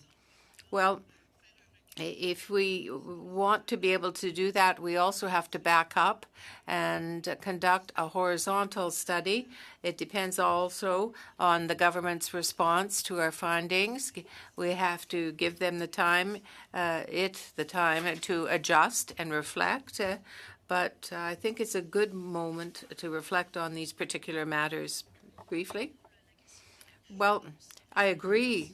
I do agree with what you've said, but for most businesses that aren't in the position that you say described, that they would have to provide the necessary, if you're going to do a performance analysis of what is the present status. Yes, but Mr. Chair, I do think that there is work that has to be done in terms of government procurement. There are many, in fact, a lot of regulations that the government is adding on. Sometimes it could become too complicated in terms of regulations. Do you want to avoid them, or do you want to improve them?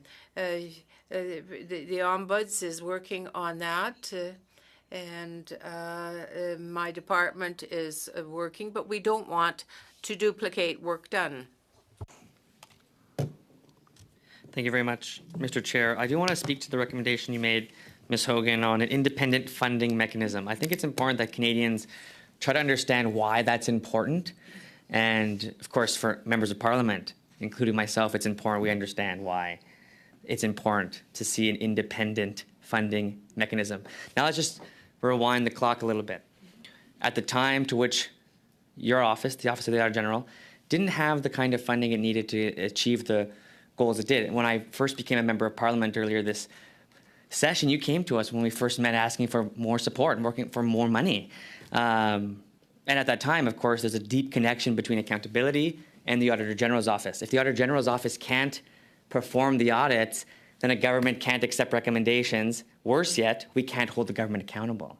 And so it's really important, the Office of the Auditor General, which is why it's one of the oldest offices in the country. It's what made our country, makes Canada very highly democratic and a very valuable democratic contribution to the world.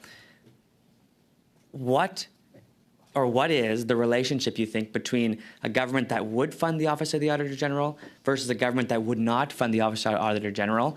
What impacts would that have to your service and to your work? I know that Andrew wants to add here. I guess I will just mention that in 2028, my office will be celebrating its 150th anniversary. So it has been it has been around for a very long time, and it is an important institution to our democratic system. Absolutely. And Andrew will talk a bit more about funding mechanisms and the importance of that. Maybe before you go, Andrew, just for the context I'm trying to get to. Mr. Desjardins, why don't we hear the answer? Okay. No, I'm trying to get a context here, if I can. I'll be really quick. Brief, if you can be very brief, yes. Yes. Just the context related to the direct connection between accountability and a government that has to decide how much money you get. Let's say we rewind the clock, go to the Harper era, look at, you just mentioned, you didn't have enough money during that time to perform the audits. Does that damage the Office of the Auditor General's ability to actually have good maintenance? So I think I would like to answer that question by saying that the role of the Auditor General is critical to democracy. We bring forward impartial, objective, independent advice. We make our recommendations on the basis of facts that have been cleared and they've been certified by the departments themselves as accurate. Ultimately, when it comes to our funding, it is difficult to go to a government and say, give us more money so that we can critique you. It's difficult. That's where the role of the parliamentary committees comes in. And this committee in particular, in a series of governments, has shown itself to be an incredible ally to the Office of the Auditor General and an ally to democracy. It was because of the work of this committee, even before 2020, where it was because of the work of this committee that we got our funding. Quite frankly, it was the pressure that this committee put on the government, and I would refer the members to the report that was submitted by this committee to Parliament in the previous Parliament that was signaling the importance of independent funding mechanisms. But I would just highlight that this committee does great work for democracy, and the importance of nonpartisanship and support for the Auditor General is not lost. Thank you very much. Mr. Stewart, you have the floor for 3 minutes, please. Thank you, Mr. Chair. This week, the Treasury Board Secretariat provided the Public Accounts Committee with a shocking summary of the contracts that GC Strategies, Dalian Enterprises, and Coradix Technology Consulting have had with the federal government. There were 1,108 contracts in total, with a value of more than $914 million.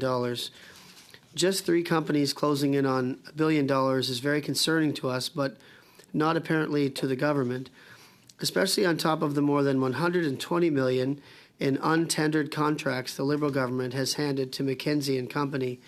Can I ask your thoughts on the massive amounts of questionable contracts to outside consultants, and when do you expect your McKinsey review will be completed? So my office is in the process of clearing the facts with the entities involved in our professional services contract. It is a lengthy one. There are 10 departments and 10 crown corporations included in that.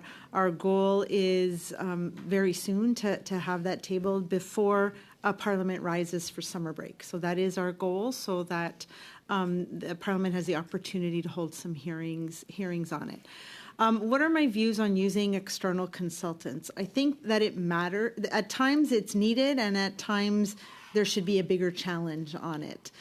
For example, my office will use a professional service contract to supplement when we have a peak and we don't have staff to do all of the audit work that we might need, or we might use a professional service contract to get expertise, like actuarial expertise, where we don't have enough work to keep someone busy 365 days a year. So at times it makes sense, and at other times I think there's bigger scrutiny that's needed on the use of contractors. Thank you for the answer. You will probably not be surprised by my next question. Since your last appearance, this committee has received more information about the National Capital Commission's $8 million barndoggle, including detailed blueprints. The $8 million barn does, in fact, have a basement. So we now have confirmation the infamous elevator does, in fact, go down, not up. Why the $8 million barn has an elevator is still a very outstanding question, and the secrecy surrounding it is very interesting. Point of order. Now, Ms. Shanahan, Yeah. you are next. What is the point of order? Citing the standing orders, Relevance. please. You know I give latitude. This is an issue this committee has studied. I would ask everyone to come to order, please. Can I finish, John? Yes, you have the floor, and we have been so good with the points of order No, this I thought time. this So, was Mr. really good. Stewart, you've got 30 seconds. From the blueprints, we learned the $8 million barn does have a car wash bay, a laundry room, 2 washrooms, and believe it or not, a doghouse. Yes, a doghouse. Whose dog? Is it registered? Who owns it? What kind is it? Have you considered doing any further audits of the super secretive National Capital Commission, especially in light of this new information? I believe in previous testimony, I've told the committee that this is a capital project that the NCC's board approved and in their annual plan, and we don't usually target individual capital asset acquisitions within an organization. Thank you very much for that merciful answer. Ms. Shanahan, you have the floor for 3 minutes. Well, thank you very much, Chair. And I want to thank the Auditor General again, her entire team, for appearing in front of our committee for the it's the wisdom of the responses that we get, but Chair, I think you'll agree that whatever we hear from the Auditor General, whether it's through the reports or in answer to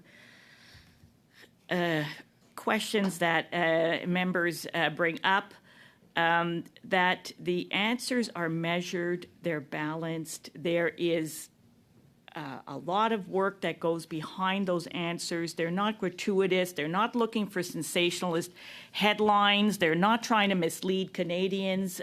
We're getting the right time of day when we hear from the team at the Auditor General's office and the Auditor General herself.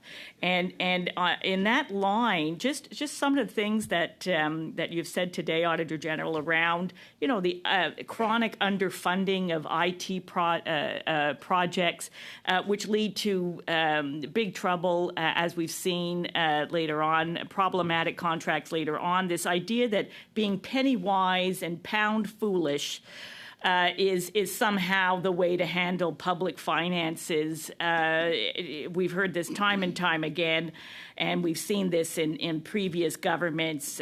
Cheap, it gets what cheap buys, and it's just a disservice to the Canadians. To Canadians and to the use of public taxpayers' money. And what you said just earlier about, piling on of regulations is not necessarily the way to go either. Doubling work being done by different agencies, yourselves, the ombuds, the RCMP, that this is not the way to go. But Conservatives have been quick, and other members have been quick to criticize any institution or office that does not push a narrative that they support. Can you confirm for Canadians here today that your office is free from political interference? I can tell you that my office, the foundational element is being independent. And that's why it's important that I can choose who we audit, when we audit, and what we audit. And I will always ensure that we have that that right, and it is what makes the Auditor General's office unique. I'm always happy to listen to the concerns of parliamentarians, whether they be from the House or the Senate, as we consider what to audit, but it is really important that we are not influenced. And since my tenure, I can tell you that we have freely chosen what we have wanted to audit. But how does it affect your messaging, Auditor General, when your words are taken out of context time and time again? And we can think of any number of reports that we've had here, but the latest being, of course, around ArriveCan, and the fact that you did in an earlier report find that there was enduring value, that there was value for money in replacing a paper-based system, but in the latest report, of course, that there were gross inadequacies in the documentation and rules cannot be thrown out the window. Can you talk to us about how you address that kind of misinformation around your reports? I think that once my reports are made public, they are on public record, and any individual can use them as they would like.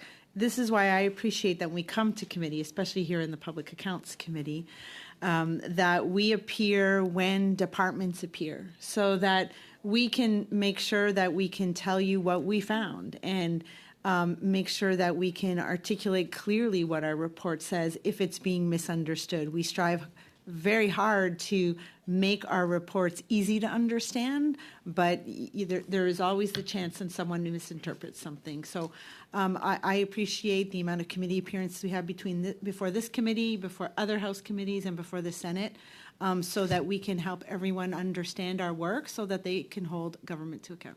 Thank you very much.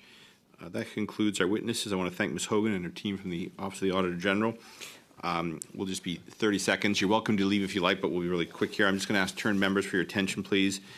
This is a vote on the estimates. Shall vote 1, less the amount of the interim supply, carry? Any dissent? That is carried and passed. Shall I report vote 1 under the Office of the Auditor General of Canada to the House? Yes, agreed. Thank you very much. That is passed. Without further ado, I will adjourn this meeting. Thank you very much for coming. We'll see you after the recess week. After the recess week.